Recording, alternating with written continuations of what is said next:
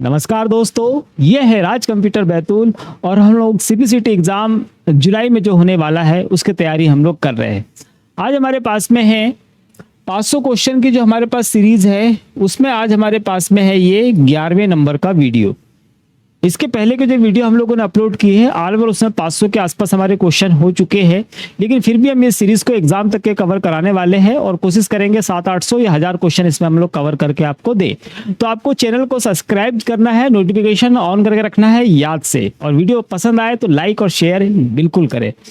अभी हमारे पास में है, अच्छा यहाँ पे थोड़ा सा आपको बता दूं मैं कि हमारे पास ये जुलाई के लिए कोर्स था और ये जुलाई के लिए फुल कोर्स था। तो अभी मैं आपको कहूँगा कि अब इसको आपको लेने की ज़रूरत नहीं है क्योंकि समय बहुत कम बचा हुआ है, इतनी जल्दी अब हम प्रिपरेशन नहीं कर पाएंगे, इसलिए इसको अभी छोड़ दीजिए। अभी अगर आप लेना चाहते हो तो अभी जुलाई के लिए जो टेस्ट सीरीज़ हमारे पास में है मॉक टेस्ट, वो आप ले सकते हैं। 60 क्वेश्चन 60 जिसमें टेस्ट आपको मिलते हैं और काफ़ी अच्छे उसके आपकी प्रिपरेशन का जायजा आपको मिल जाने वाला है। और क्वेश्चन कैसे एग्जाम में आते हैं, और बहुत सारे क्वेश्चन हमारे टेस्ट सीरीज से भी एग्जाम में आते हैं। तो अभी आप इसको प्रीफर करेंगे, इसके लिए मैं अभी सलाह आपको नहीं दूंगा। हाँ, अगर आपको लेना ही है, पढ़ना ही है, तो आप ये अगस्त के एग्जाम के लिए जो हमने कोर्स लॉन्च किया है, जो यहाँ से लेकर अगस्त सितंबर जहाँ तक भी एग्जाम होगा इसकी वैलिडिटी तब तक के रहने वाली है, इसको आप ले सकते हैं। तो इसमें आपको अभी रिकॉर्डेड क्लासेस हम लोगों ने सारी अपलोड कर दी है। लाइव क्लासेस जैसे ही वाला सेशन खत्म होता है जुलाई वाला, वैसे इस सेशन के लाइव क्लासेस उसमें स्टार्ट हो जाएगी। तो आप अभी से लेकर, और उसमें टेस्ट भी आपको मिल जाते हैं, रिकॉर्डेड क्लासेस मिल जाती है, तो उसको लेकर आप अभी से पढ़ सकते हैं और अच्छी तैयारी कर सकते हैं। आज का पहला प्रश्न हमारे पास में है, वॉर्म वायरस से कैसे अलग होता है भैया? तो वॉर्म जो होता है ये वायरस से इसलिए अलग होता है, पहले से याद रखना कि हमारे पास में एक वर्ड आता है, क्या आता है? मालवेयर।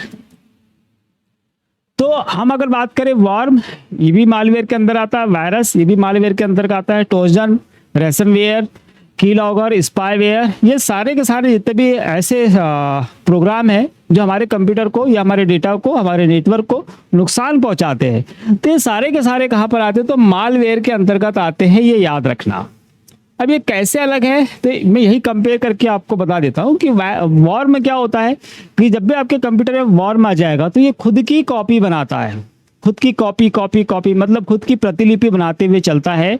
तो ये क्या करता है, आपकी हार्ड डिस्क फुल कर देगा, है ना, और आपका कंप्यूटर स्लो हो जाएगा। बस इतना ही ये काम करता है। तो आप कोई भी एंटीवायरस डालिए और इसको हटा देंगे तो फिर क्लीन हो जाता है।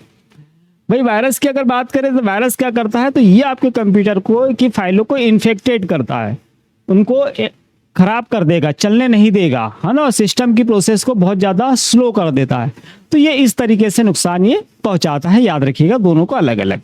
हमसे बोल रहा है, ऑप्शन है वॉर्म नेटवर्क पर सेल्फ रिप्लिकेट कर सकता है, वॉर्म केवल एक्सेल में चलता है, वॉर्म हार्डवेयर डिवाइस है, या वॉर्म हमेशा हार्मलेस होता है। तो देखो हार्मलेस तो नहीं होगा, हमेशा तो नहीं, है ना। हमारे पास में इसका जो राइट आंसर है वो क्या है, वॉर्म नेटवर्क पर सेल्फ रिप्लिकेट, मतलब खुद की क्या करता है, वो कॉपी बनाता है, ये याद रखना है आपको। ठीक है, चलिए अगला है, बैकअप की बेस्ट प्रैक्टिस क्या होती है? तो बैकअप की बेस्ट प्रैक्टिस देख लिया, आप लोग इसको यूज करिएगा, है ना। आप लोगों के पास डेटा होता है तो डेटा को हम कैसे बचा सकते हैं, सिक्योर रख सकते हैं, तो ये मेथड आपके काम की भी है और हमारे एग्जाम का क्वेश्चन भी है। देखिए हमारे पास में कोई भी डेटा होगा तो आपको उसको 3 कॉपी बनानी है, 3 कॉपी बना लीजिए कोई भी इंपॉर्टेंट डेटा की। और क्या करना है आपको, इसकी जो 2 कॉपी है आपकी, इन दो कॉपीज को अलग अलग स्टोरेज माध्यम में रखिए। अलग अलग स्टोरेज माध्यम मतलब या तो आप ऐसा रख लीजिए, हार्ड डिस्क में रख लीजिए, और फिर सीडी या आप डीवीडी में रख लीजिए। 2 अलग अलग माध्यम होने चाहिए, दोनों हार्ड डिस्क में नहीं है, दोनों सीडी में नहीं है, डीवीडी में नहीं।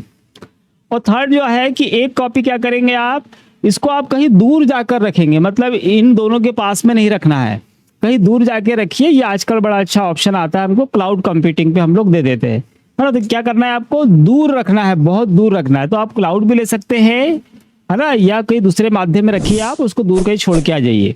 तो 3 पहले क्या 3 कॉपी बनाएंगे, 2 को मैंने बता दिया अलग अलग स्टोरेज माध्यम में रखना है, और एक को क्या रखना है, दूर जाके कहीं रखना है, ऑफसेट में जाकर। तो हमारे पास क्या आंसर आ जाएगा, ये आ गया 3 2 1 बैकअप जो रूल है इसको फॉलो करना चाहिए अगर आपके पास में इंपॉर्टेंट डेटा है तो। अगला क्वेश्चन है, डीबीएमएस में प्राइमरी की प्रॉपर्टी क्या होती है। डेटाबेस मैनेजमेंट सिस्टम, इसके क्वेश्चन हमारे एग्जाम में अच्छे खासे आते हैं और बहुत बैलेंस क्वेश्चन आते हैं। इसमें आप सोच के आंसर नहीं लगा सकते, अगर आपने पढ़ा होगा तो ही इसके आंसर हम लगा पाते हैं, याद रखिएगा। इसलिए डीबीएमएस की यूनिट आप निकालिए, सर्च करिए, ढूंढिए और उसके कंटेंट आप तैयार कर लीजिए, इंक्लूडिंग डीबीएमएस सॉफ्टवेयर, है ना। कौन से होते हैं और कौन से नहीं होते, ये एग्जाम में जरूर आते हैं। हमारे पास में है डीबीएमएस की प्राइमरी की क्या करता है, डुप्लीकेट और नल दोनों हो सकती है, यूनिक होती है, नल नहीं हो सकती है, केवल टेक्स्ट वैल्यू होती है, केवल डेटा वैल्यू होती है। तो याद रखना प्राइमरी की किसी भी डेटाबेस में बहुत ज़्यादा इंपॉर्टेंट होती है, इसी कारण से वो यूनिक होती है। और दूसरी चीज कि नल मतलब खाली कभी भी नहीं हो सकती है, उसके अंदर डेटा होना चाहिए, ठीक है। तो याद रखना यूनिक होगी और नल मतलब खाली कभी नहीं होने वाली है।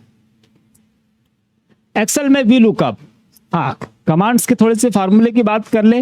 जैसे वी लुकअप कमांड है हमारे पास, तो हमारे पास क्या होता है, इस तरीके से डेटा होता है एक्सेल में। तो जब भी हमको डेटा कैसा ढूंढना है, वर्टिकल फॉर्म में ढूंढना है। जैसा ये कॉलम में डेटा होगा तो ये कैसा होगा, ये वर्टिकल है, और इस तरीके से रो में होगा तो ये कैसा होगा, ये हॉरिजॉन्टल होता है, ये याद रखना है। चलिए देखते हैं लुकअप कमांड का यूज क्यों करते हैं हम लोग। तो हमारे डेटा को, जब हमारा डेटा बहुत सारा डेटा है, उसके अंदर हमको हमारे काम का ये इंपॉर्टेंट कोई पॉइंट हम ढूंढना चाहते हैं, है ना। स्पेशल इसका यूज करते हैं कि प्रोडक्ट या सामग्री हो, तो आपका स्पेसिफिक कोई प्रोडक्ट होगा, उसको आपको ढूंढना है। तो अगर आपको इस तरीके से ढूंढना है, वर्टिकल शेप में ढूंढना है आपको, तब हम यूज करते हैं किसका, वी लुकअप कमांड का। और अगर हॉरिजॉन्टल में ढूंढना है, ऐसी रो में ढूंढना है आपको डेटा को, तब हम यूज करते हैं किसका, एच लुकअप का यूज करते हैं। तब याद रखना, है ना, किसके लिए, हॉरिजॉन्टल के लिए एच लुकअप और वर्टिकल के लिए वी लुकअप।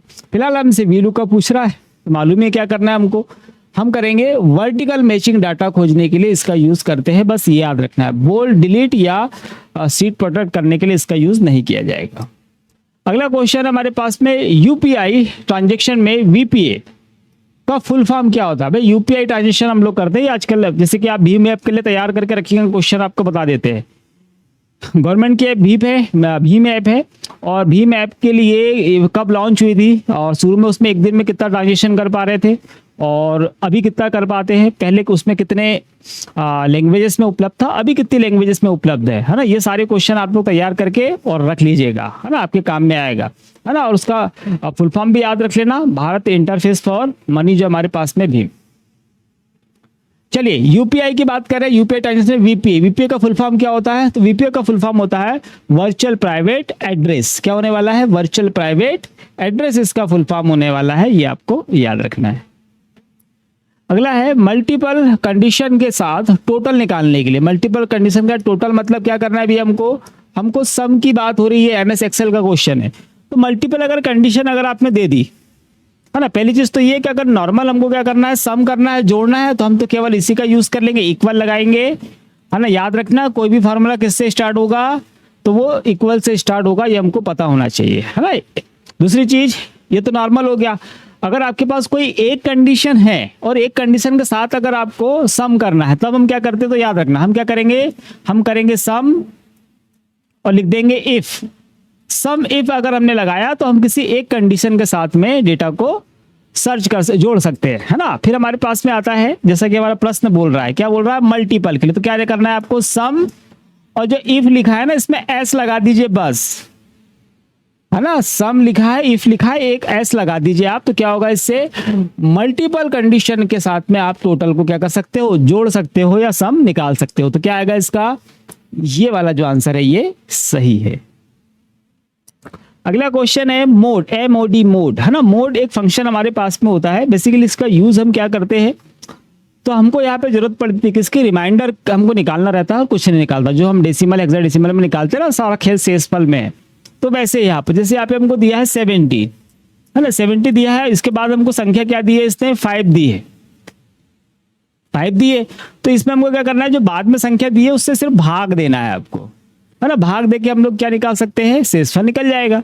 जैसे इसमें भाग देंगे हम तो कितने बार जाएगा, हमको मालूम है 3 बार जाएगा, 3 बार जाएगा तो 15 आ जाएगा। क्या बचता आपके पास में 2, तो 2 क्या है, ये शेषफल है, ठीक है। तो शेषफल याद रखना, हमारे पास यहाँ पर मोड जब भी निकालना हो तो हमारा आंसर क्या आएगा, जो उसका शेषफल आने वाला है, बस वही आने वाला, ठीक है। चलिए अगला है ABS, एब्सोल्यूट वैल्यू अगर निकालनी है ना। एक तो ये क्वेश्चन इतना इजी क्वेश्चन है और एग्जाम में आता है, मतलब इसको सॉल्व करने की जरूरत भी नहीं है, सिर्फ देखना है ना। यहाँ पे क्या लिखा हुआ है, माइनस का साइन लगा है।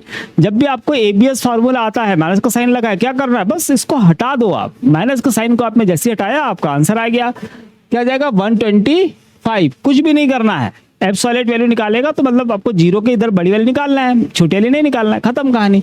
तो माइनस हटा दो और आपका आंसर आ जाएगा। अगला हमारे पास में लेन, ये और ज्यादा इजी क्वेश्चन है, ये पर इसमें थोड़ी सी एफर्ट लगेगी, आपको नापना पड़ेगा। लेन क्या करेगा, लेंथ, यहाँ पे जो भी लिखा हुआ है उसकी लेंथ नाप कर और आपको बताना है बस, है ना। याद रखना कि इसमें खाली स्पेस होगा वो भी काउंट होता है ना। जैसे मैं अगर नापू यहाँ पर क्या है, 1 2 3 4, है ना, फिर खाली स्पेस है तो 5 हो गया, 6 7 8 और ये 9। क्या अगर आ रहा है 9 आ रहा मेरे हिसाब से तो, है ना। वैसे भी लेटर देखे तो 4 ये है, 4 ये है, 8 हो गया। और बीच में जो खाली स्पेस हमारे पास में बच रहा है दोनों के बीच में, ये वाला, उसको मिलाएंगे तो 9 हो जाता है। तो क्या आंसर निकलेगा इसका आंसर आएगा भैया 9। अगर स्पेस नहीं होता, ऐसे लिखा होता सीपीसीटी एग्जाम बिना स्पेस के, तब आंसर क्या हो जाता, 8 हो जाता। ठीक, तो स्पेस याद से देखिएगा ध्यान से। लेंथ मतलब कितने कैरेक्टर है वो नापना है। फिर हमको बोल रहा है चार्ट शीट क्या कहलाती है। चार्ट एमएस एक्सेल का क्वेश्चन हमारे पास में, हमको बोल रहा है ऐसी सीट जिसमें केवल चार्ट होता है। फिर हमको बोल रहा है ऐसी सीट जिसमें केवल फॉर्मेट्स होते हैं, ऐसी सीट जिसमें कोई डेटा नहीं होता, और ऐसी सीट जो डिलीट नहीं हो सकती। तो ऐसी कोई सीट तो है नहीं जो डिलीट नहीं हो सकती अगर उसको प्रोटेक्ट नहीं किया गया हो तो, है ना। तो ये तो नहीं होगी। ऐसे जिसमें कोई डाटा नहीं होता, ऐसा भी कुछ नहीं, बिना डाटा के तो हम लोग तैयारी नहीं करते हालांकि, है ना। केवल फार्मूलास होते हैं तो ऐसा भी नहीं है। चार्ट शीट क्या होगी, ऐसी सीट जिसमें क्या है, केवल चार्ट अगर हमने रखे तो वो चार्ट शीट होगी। ठीक है, बस इतना से याद रखना है। अगला है सबसे छोटी स्टोरेज यूनिट। हाँ, इसके लिए बहुत बार बच्चे फंस जाते हैं, वो भी इसलिए फंस जाते हैं क्योंकि अलग अलग बुक, देखिए मैं बता रहा हूं आपको कि हम लोग जब एमसीक्यू यहाँ पे कराते हैं, है ना, तो हम लोग प्रॉपर हर क्वेश्चन में सारे जो आंसर रहते हैं उनकी जांच करके और फिर आपको देते हैं। लेकिन जब हम यही चीज किसी बुक से पढ़ते हैं, एमसीक्यू बुक्स में हमको आंसर अलग अलग मिलते हैं, तो वहाँ पे बुक की गलती भी नहीं रहती। एक्चुअली जो प्रश्न लिखा हुआ है उसके अकॉर्डिंग ये आंसर देते हैं। जैसे यहाँ पर ऐसे यही प्रश्न अगर रहे, जैसे हमारे पास प्रश्न है सबसे छोटी स्टोरेज यूनिट क्या होती है, तो इसका राइट आंसर क्या हो गया, हमारे पास बिट हो गया, है ना, ये राइट आंसर उसका है। लेकिन मान लो ऑप्शन में बिट नहीं रहेगा, तब पूछिएगा हमसे सबसे छोटी यूनिट क्या होगी, तब उसका राइट आंसर क्या आएगा, तब तो बाइट आ जाएगा। तो एमसीक्यू बुक में पढ़ने से थोड़ा सा प्रॉब्लम ये जाती है हमको कि एग्जैक्ट पॉइंट नहीं पता रहता है कि क्या है ना। तो एक बुक में हम पढ़ रहे हैं तो सबसे छोटी यूनिट आपको बाइट दिख रहा है क्योंकि बीट ऑप्शन में नहीं था। एक बुक में हम पढ़ रहे हैं तो वहाँ पे बिट दिख रहा है ना, वहाँ पे बाइट उसने रखा ही नहीं था ऑप्शन में। तो आप याद रखेंगे सबसे छोटी जो यूनिट होती है, तो हमको पता है कंप्यूटर में क्या होती है, 0 होगी या 1, बस यही है। और इसको हम क्या बोलते हैं, इसको हम बोलते हैं बिट। जब इनकी संख्या कितनी हो जाती है, 4 हो जाती है, जैसे कि यहीं पे मैं लिख देता हूं 1 2 3 4, 4 लिख दी, तो अब ये क्या हो जाएगी, ये हो जाएगी निबल। और जब इनकी संख्या कितनी हो जाएगी, 8 हो जाएगी, 3 4 5 6 8 अगर हो जाती है इनकी संख्या, तब ये क्या बनती है, तब बनते हैं 1 बाइट। ये 1 1 1 ही है सारे। ठीक है, तो हमारे पास में सबसे छोटी क्या है, बेसिकली बिट है। ऑप्शन में अगर नहीं, ये नहीं रहेगा तब आपको निबल दिखेगा, ये नहीं रहेगा तो फिर ये मिलेगा। तो याद रखिए, आपको सीक्वेंस से याद रखना, सबसे छोटी होती है बिट, उसके बाद 4 जुड़ेगी तो निबल होगा, और 8 होगी तो 1 बाइट बनेगा, है ना। और जब ये बाइट की संख्या कितनी हो जाए, 1024 अगर हो जाती है, तब क्या बनता है हमारे पास, 1 किलो बाइट बनता है। और जब किलो बाइट जो होगा आपका 1024 क्या हो जाएगा, किलो बाइट अगर हो जाएगा, तब बनता है आपका 1 MB बनता है। MS पावर पॉइंट प्रेजेंटेशन की एक्सटेंशन क्या होती है, तो MS पावर पॉइंट के हमको पूछ रहा है, फाइल एक्सटेंशन की बात कर रहा है कि MS पावर पॉइंट में जो फाइल बनती है उसका फाइल एक्सटेंशन क्या होता है। तो कुछ क्वेश्चन और बता देता हूं आपके।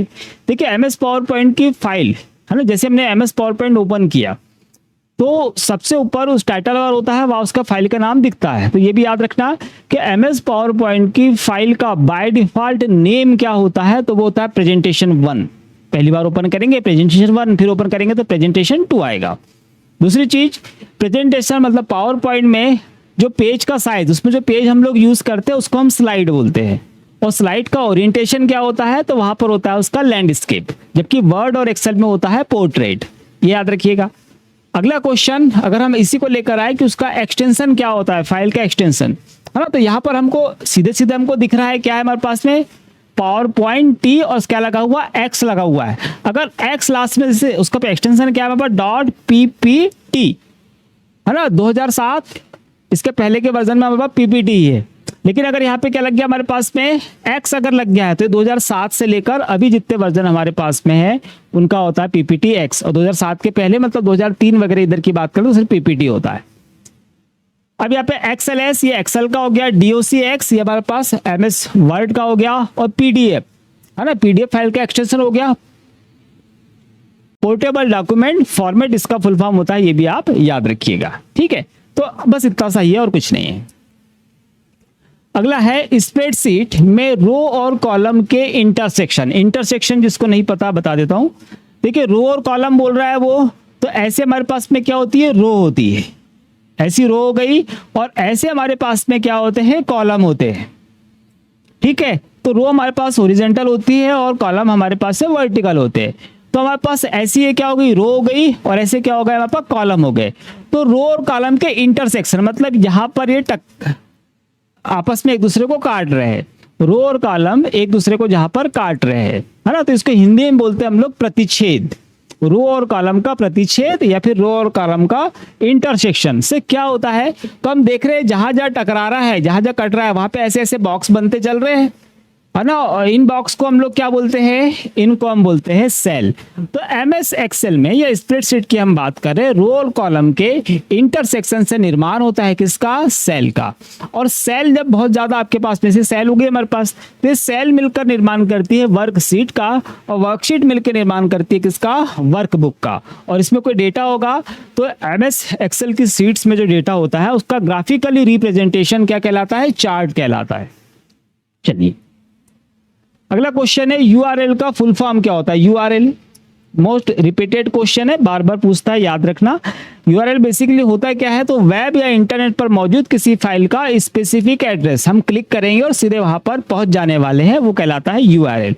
और यूआरएल का फुल फॉर्म, जैसे इस वीडियो को आप क्या करने वाले हो, आप लोग शेयर करेंगे, है ना। तो जल्दी से इसको शेयर कर दीजिए किसी जरूरतमंद के पास में, और चैनल को सब्सक्राइब याद से करिएगा। मैं फिर बोल रहा हूँ, जितने ज्यादा सब्सक्राइबर होंगे उसके हिसाब से फिर हम लोग यहाँ पर ऑफर भी देने वाले हैं जल्द। ठीक है, तो याद रखिएगा आपको जब भी हम यूआरएल शेयर करते हैं, है ना, तो क्या होता है उस फाइल का स्पेसिफिक एड्रेस, इंटरनेट पर मौजूद किसी फाइल का पूरा एड्रेस वहां पर पहुंच जाता है।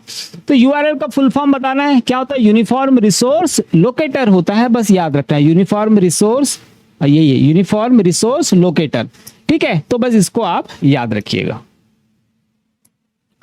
राउटर का मुख्य कार्य क्या होता है। देखिए राउटर हमारे नेटवर्क का सबसे पावरफुल और स्ट्रॉन्ग क्या है, डिवाइस है, बहुत मजबूत डिवाइस, सबसे बड़ा हेवी डिवाइस भी हमारे पास में होता है। क्या करता है ये, तो दो अलग अलग नेटवर्कों को जोड़ता है, ये याद रखिएगा पहली चीज। दूसरा काम इसका क्या है, जो कि इसका मुख्य काम भी है, वो ये है कि हमारे पास नेटवर्क में जो डेटा है छोटे छोटे पैकेट्स के रूप में जाता है, छोटे छोटे भागों के रूप में जाता है। उन पैकेट्स को उनके डेस्टिनेशन तक के, मतलब जहां पर हम फाइल भेजना चाहते हैं वहां तक पहुंचाना है। तो पहली चीज तो ये कि एक कोई डाटा था उसके बहुत छोटे छोटे भाग कर दिए। अब उनको क्या है, नेटवर्क में अलग अलग स्थानों, मतलब एक ही स्थान पर पहुंचाना है और तेजी से पहुंचाना है। तो डेटा को उसके डेस्टिनेशन तक पहुंचाने का काम किसका होने वाला है, ये होने वाला है राउटर का, है ना। तो राउटर के लिए हम लोग वर्ड यूज करते हैं क्या, पैकेट्स फॉरवर्ड जो वर्ड है ये यूज किया जाता है राउटर के लिए। उसका मुख्य काम जो है वो यही है ना। तो हमने कोई फाइल भेजी, उसको छोटे छोटे टुकड़े में बांट देगा, कौन बांटता है ये भी याद रखना, टीसीपी, है ना। पैकेट स्विचिंग मतलब डेटा को छोटे छोटे भागों में बांटना क्या पैकेट स्विचिंग के रहता है, और ये कौन करता है, टीसीपी करता है। साथ में इसके साथ में क्या होता है, आईपी होता है। तो जिस टुकड़े को छोटे भाग में बांटा उसके पीछे क्या लगा देगा, आईपी एड्रेस लगा देगा। उसी आईपी एड्रेस के अकॉर्डिंग जो राउटर क्या करेगा, उस डेटा को उससे डेस्टिनेशन तक के पहुंचा देगा। क्यों, क्योंकि ये क्या है, आईपी मतलब एड्रेस हो गया ना। चलिए, तो याद रखना नेटवर्क के बीच डेटा पैकेट्स को फॉरवर्ड करने का काम राउटर का होता है। अगला है मालवेयर क्या होता है। मालवेयर अभी प्रश्न में साथ शुरू में हम लोगों ने बात करी, ऐसे प्रोग्राम होते हैं जिनका उद्देश्य एक ही है, क्या, बस नुकसान पहुंचाओ।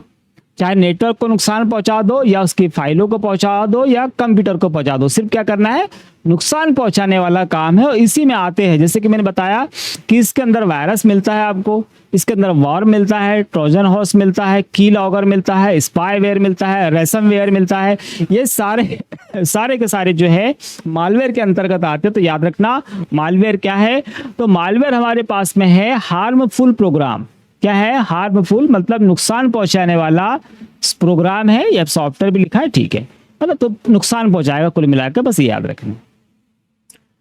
अगला है क्लाउड कंप्यूटिंग में डेटा कहाँ स्टोर होता है ना। तो जैसे कि अभी क्लाउड कंप्यूटिंग की हम लोग बात ही करते हैं, मैं पहले ही बता चुका हूँ कि ये जो वीडियो भी आप देख रहे हो पहले हमको अपलोड करना होता है, कहाँ पर, यूट्यूब की साइट पर। यूट्यूब पे हमने अपलोड किया तो यूट्यूब के पास क्या है, क्लाउड का स्टोरेज है। हम जो भी डाटा देते हैं उसके क्लाउड पे जाता है, वहां से फिर ये आप लोगों को पहुंचता है ना। तो वहां पे हमेशा के लिए सुरक्षित हो जाता है, जैसा कि हमको पता है। तो बस याद रखेंगे क्लाउड स्टोरेज है ना, ये क्लाउड कंप्यूटिंग में होता है क्या, डेटा कहाँ स्टोर होता है, तो हमको पता है कहाँ पर, इंटरनेट बेस्ड रिमोट सर्वर पर हमारे पास जो डेटा है वो सेव होता है। हम लोग एप्लीकेशन पे भी जो डेटा देते हैं तो वो जहाँ से हमने एप्लीकेशन लिए पहले उनके सर्वर पर अपलोड होता है, फिर हमारे स्टूडेंट तक के वो पहुँचता है। ठीक है, तो याद रखेंगे कहाँ पर सेव होता है, रिमोट सर्वर पर। कौन सा, इंटरनेट बेस्ड। अगला है डेटाबेस में रो को सामान्यतः क्या कहा जाता है। डेटाबेस आप लोगों ने देखा होगा, डेटाबेस हम लोगों ने डीबीएमएस की यूनिट है उसमें पढ़ते हैं, है ना। तो डेटाबेस में बेसिकली होता है क्या है, यहाँ पे लिखा रहता है नेम, यहाँ पे एड्रेस, यहाँ पे मैं कुछ भी लिख देता हूँ, मान लो पिन कोड लिख देता हूँ, ठीक है। अब यहाँ पे क्या लिखा रहेगा, यहाँ पे किसी न किसी का नाम ही तो लिखा रहेगा। तो याद रखना यहाँ पे जो नेम है, एड्रेस है, पिन है, इनको हम बोलते हैं फील्ड, और इन फील्ड्स को ही हम लोग कहते हैं प्राइमरी की। जैसे यहाँ नेम क्या है, प्राइमरी की है। अब यहाँ पर अगर हम बात करें, हमसे बोल रहा है रो को सामान्यतः क्या कहते हैं, तो रो कौन सी है, ये वाली, ये सारी क्या है, ये रो है, सारी की सारी ये क्या है, ये रो है। तो इन रो को क्या कहा जाता है, तो याद रखना कि यहाँ पर जब भी हमने नाम डाला तो नाम है, फिर एड्रेस है, कुछ भी डाला, पिन कोड डाला, तो बेसिकली क्या होगा, यहाँ पर एक डेटा तैयार होता है, किसका, इस व्यक्ति का। और इस व्यक्ति का ये क्या कहलाएगा, इस व्यक्ति का ये कहलाता है रिकॉर्ड। क्या कहलाने वाला है, रिकॉर्ड, कि ए का ये रिकॉर्ड है, बी का ये रिकॉर्ड है, सी का ये रिकॉर्ड है ना। तो जो रो होती है वो किसको दर्शाती है, तो रो दर्शाती है भी है किसको, ये दर्शाती है रिकॉर्ड को। ये आपको याद रखना है। अगला है वार्म बूटिंग किससे संबंधित है। तो हम लोग बूटिंग पढ़ते हैं, एक कोल्ड बूटिंग पढ़ते हैं और एक वार्म बूटिंग पढ़ते हैं, ठीक है। तो कोल्ड बूटिंग में तो हमको पता है कि हम पावर बटन ऐसा दबाए, कंप्यूटर पहले से बंद था, हम बटन ऐसा दबाएंगे फिर वो चालू होगा। तो कोल्ड बूटिंग और हार्ड बूटिंग हम उसकी बात करते हैं। वार्म बूटिंग क्या होती है, तो याद रखना वार्म बूटिंग पहले से कंप्यूटर चालू होता है ना। चालू कंप्यूटर को हम लोग क्या करते हैं, रीस्टार्ट करना, पहले से चालू कंप्यूटर को रीस्टार्ट करना, क्या कहलाएगा, हमारा वार्म बूटिंग कहलाएगा, या सॉफ्ट बूटिंग भी हम उसको कहते हैं।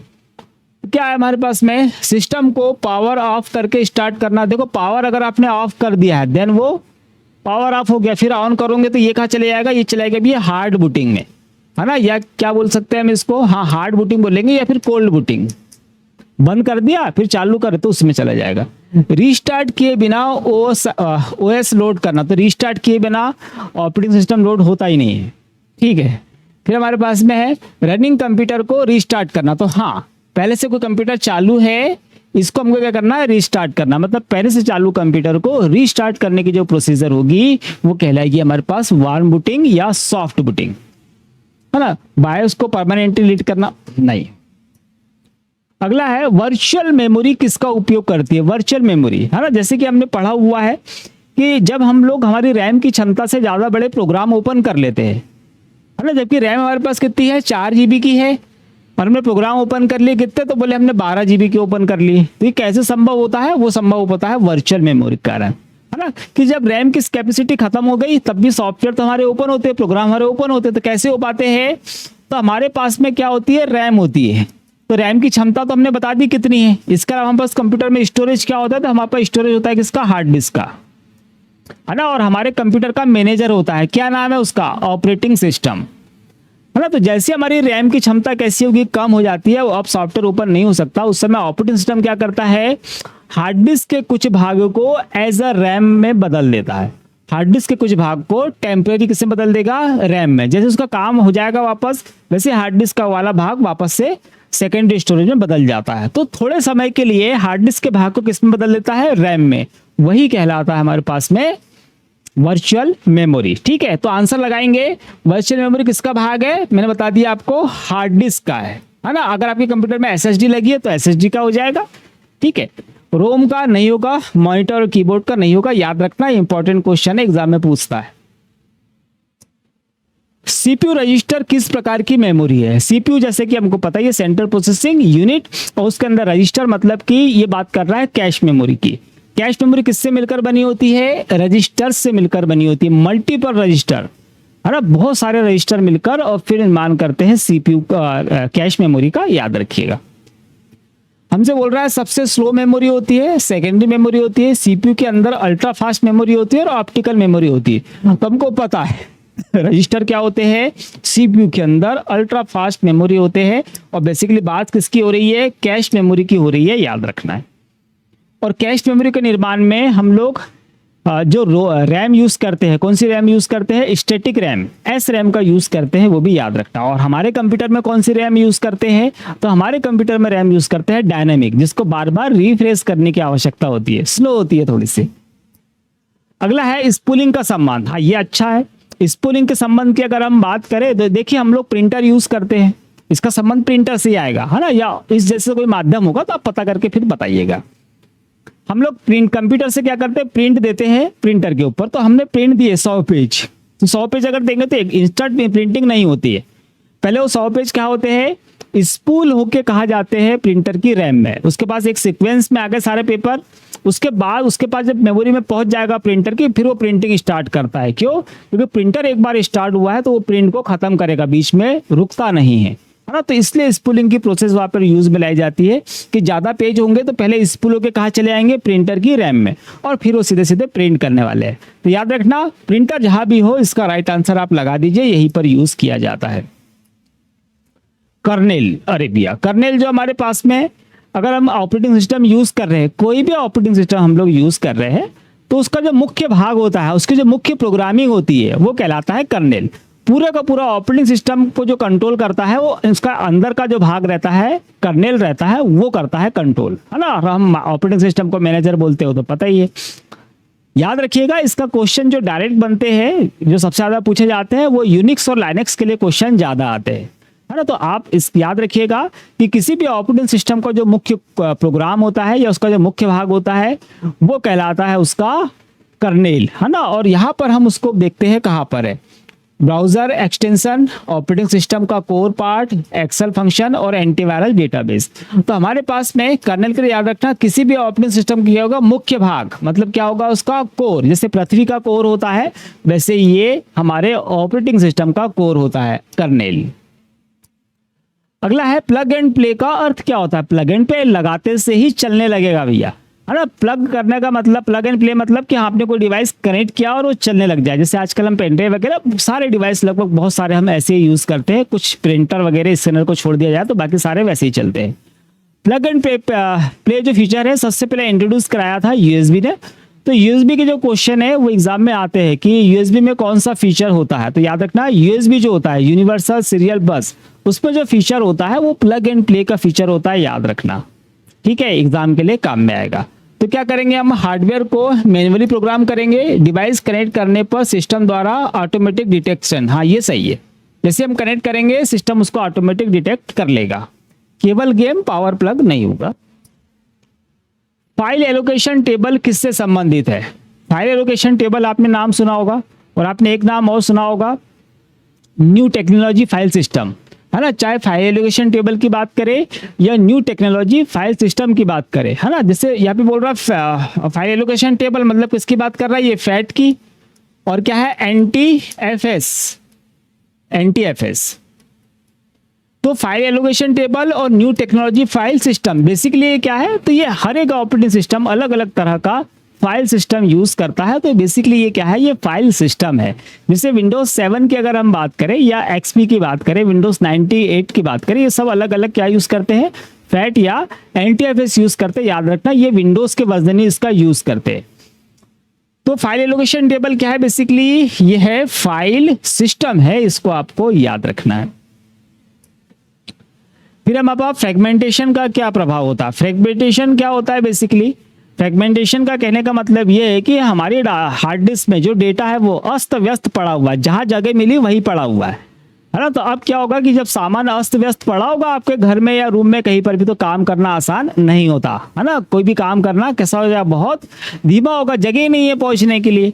तो हम लोग क्या करते हैं, हमारे कंप्यूटर में जब फ्रेगमेंटेशन की स्टेज आ जाती है तब हमारे कंप्यूटर को हम डीफ्रेगमेंट करते हैं। तो अगर आपको याद हो, डीफ्रेगमेंट हम लोग पढ़ते हैं यूटिलिटी सॉफ्टवेयर, है ना। कंप्यूटर में यूटिलिटी सॉफ्टवेयर में हम लोग सॉफ्टवेयर पढ़ते हैं, वहाँ पर डीफ्रेगमेंटेशन हम लोग पढ़ते हैं। तो उससे क्या होता है, वो जो डाटा बिखरा हुआ है वो कैसा हो जाएगा, व्यवस्थित हो जाता है, और उससे कंप्यूटर आपका फास्ट हो जाएगा। फिलहाल हमारे पास कंडीशन है कि आपका कैसा है, फ्रेगमेंटेशन है, मतलब कि अस्त व्यस्त पड़ा हुआ है, पूरा बिखरा हुआ। तो क्या होने वाला है, फाइल एक्सेस स्लो हो सकता है, रैम परमानेंटली डिलीट हो सकती है, मॉनिटर खराब हो जाता है, या इंटरनेट बंद हो जाएगा। क्या होगा, ये तो स्टोरेज की बात हो रही है, तो ना मॉनिटर का जिक्र आएगा ना इंटरनेट का, है ना। और रैम का तो आपको मालूम है लाइट जाने के बाद जाएगा, वैसे नहीं जाएगा। हमारे पास में है फाइल कैसी एक्सेस कैसा हो जाएगा, बहुत ज़्यादा स्लो हो जाएगा, काम करना धीरे हो जाता है, अस्त व्यस्त रहता है, तो है ना। तो हार्ड डिस्क में डेटा उठा के लाना पहले बिखरे सामान में से होकर गुजरना पड़ेगा। तो याद रखना, हम लोग क्या कराते हैं, डीफ्रेगमेंटेशन कराते हैं। जैसे डीफ्रेगमेंट हम करा देंगे, हमारी सब फाइलें व्यवस्थित हो जाएगी और फास्ट हो जाएगा आपका कंप्यूटर। अगला है मैक एड्रेस किस लेयर से संबंधित है। मैक एड्रेस याद रखना, इंटरनेट पर हमारे कंप्यूटर का जो फिजिकल एड्रेस होता है वो कहलाता है मैक एड्रेस। और लॉजिकल एड्रेस अगर एग्जाम पूछे तो उसको बताइए, लॉजिकल एड्रेस होता है हमारा आईपी। जो आईपी एड्रेस होता है वो लॉजिकल एड्रेस है, और फिजिकल एड्रेस कहलाता है मैक एड्रेस। जो हमारे कंप्यूटर में लैन कार्ड लगता है उसकी बात हो रही है। किस लेयर से संबंधित है ये बोल रहा है। देखिए फिजिकल जो मैक एड्रेस की अगर हम बात करें तो मैक एड्रेस हमारे पास कम है, जो नेटवर्क रहता है उसमें दो डिवाइस के नाम आपको बता रहा हूं। एक हमारे पास में स्विच और एक हमारे पास में ब्रिज। स्विच और ब्रिज ये दो डिवाइसेस होते हैं जो काम करते हैं किस पे, मैक एड्रेस पे काम करते हैं। और ये जो दोनों ही डिवाइसेस है ये कहां पर होते हैं, वहीं पर आपका मैक एड्रेस होगा। तो दोनों डिवाइस होते हैं हमारे पास में कहां पर, डेटा लिंक लेयर पर होते हैं, ये आपको याद रखना है। तो डेटा लिंक लेयर पर ये दोनों डिवाइसेस होते हैं और ये काम करते हैं किस पे, मैक एड्रेस पे। एक क्वेश्चन, आप लोग किस लेयर पर कौन सा प्रोटोकॉल काम करता है। ओएसआई मॉडल की 7 लेयर होती है, 7 लेयर पर कौन कौन से प्रोटोकॉल काम करते हैं उसको याद से तैयार कर लेना, इंपॉर्टेंट क्वेश्चन। रैंसमवेयर क्या है। रैंसमवेयर जैसे कि एक प्रकार का मालवेयर है, मैं पहले ही बता चुका हूं कि रैंसमवेयर क्या करता है, तो ये आपके डेटा को क्या कर देगा, इनक्रिप्ट कर देगा, मतलब एक विशेष प्रकार के कोड में बदल देगा, आप पढ़ नहीं सकते। फिर आपसे ये जो भेजेगा रैंसमवेयर आपके कंप्यूटर में, वो आपसे पैसों की मांग करेगा, फिरौती की मांग करेगा, है ना। अगर आपने उसके पैसे दे दिए तो फिर आपके डेटा को वो नॉर्मल कर देगा, है ना। अगर नहीं दिए तो आपका डेटा हमेशा के लिए करप्ट हो जाएगा, बस इतना है ना। तो याद रखना रैंसमवेयर क्या है, ये बहुत खतरनाक वायरस है। अगर किसी ने आपके कंप्यूटर पर भेज दिया है तो आपको सामने वाले की बात माननी ही पड़ेगी, है ना। और बहुत बार ऐसा केसेस देखे गए हैं कि रैंसमवेयर अगर भेजा गया है और अगर पैसे दे भी दिए गए हैं तब भी डेटा सही नहीं हुए, ठीक है। तो बच के रहिएगा ऐसे वायरस से, है ना। क्या है ये, मालवेयर है, वायरस का फॉर्म नहीं है, मालवेयर का जो नुकसान पहुंचाने वाले। क्या हमारे पास में डेटा इनक्रिप्ट करके रैंसम मांगता है, केवल स्क्रीन ब्राइटनेस बढ़ाता है, एक्सेल फार्मूला बनाता है, ये ब्राउजर हिस्ट्री रीड करता है। तो क्या करने वाला है ये जैसे कि बताया कि आपका डेटा को अगर इनक्रिप्ट करेगा और फिरौती की मांग करेगा, भैया पैसे दो और डेटा ले लो। चलिए इसी के साथ ये आज का वीडियो हमारा कंप्लीट हुआ। आई होप सो कि आपको बहुत सारे क्वेश्चन समझ में आए होंगे और आपको लगभग सारे क्वेश्चन के आंसर आप सीधे सीधे आप लगा पा रहे होंगे। इसके बाद के जो क्वेश्चन अब हम लोग स्टार्ट करने वाले हैं, तो अब हम लोग स्टार्ट करने वाले हैं 50-50 क्वेश्चन, और कोशिश रहेगी कि उसका लेवल, ऑप्शंस का जो लेवल है वो हम रखने वाले हैं एग्जाम के पैटर्न का, है ना। तो बहुत हार्ड क्वेश्चन नहीं आएंगे, पर जितने भी क्वेश्चन आएंगे सारे के सारे एग्जाम से रिलेटेड ही आपको मिलने वाले हैं, ठीक है। और हम लोग जल्द स्टार्ट करने वाले हैं लाइव क्लास। तो जिन जिन लोगों को लाइव क्लास चाहिए वो कमेंट कर दीजिएगा, तो हम जल्दी लेके आ जाएंगे, अदरवाइज हम बाद में तो लेकर आएंगे ही आएंगे, ठीक है। चलिए तो हम लोग आज के लिए इतना ही रखते हैं, कल मिलते हैं हम लोग नए वीडियो के साथ। आप लोग करते रहिए आपकी तैयारी, तब तक के लिए जय हिंद।